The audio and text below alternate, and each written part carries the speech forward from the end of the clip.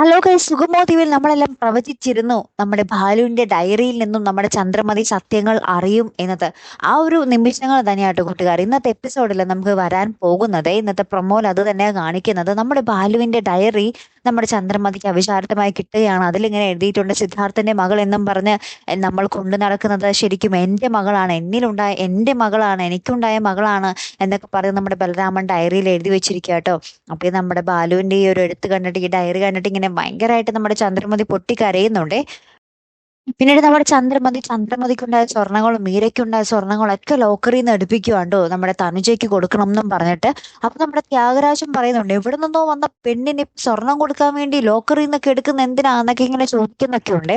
അപ്പൊ നമ്മുടെ ത്യാഗരാജനോട് നമ്മുടെ ചന്ദ്രമതി പറയുന്നുണ്ട്, ഇനി അവൾ വലിഞ്ഞു കയറി വന്നതോ എവിടെ നിന്നോ വന്ന പെണ്ണല്ല, ഇനി അവൾ എന്റെ സ്വന്തം മകളാണ് എന്ന് പറഞ്ഞ് നമ്മുടെ ചന്ദ്രമതി ഇങ്ങനെ നെഞ്ചത്ത് കൈവച്ച് പറയുന്നുണ്ട് കേട്ടോ. അപ്പൊ പിന്നെ നമ്മുടെ ത്യാഗരാജന്റെ കാര്യത്തിൽ ഏകദേശം തീരുമാനമായി അല്ലെ. എന്തായാലും കാത്തിരുന്ന് തന്നെ കാണുമ്പോൾ അടുത്തൊരു വീഡിയോ വരുന്നത് വരയ്ക്കും. Good bye.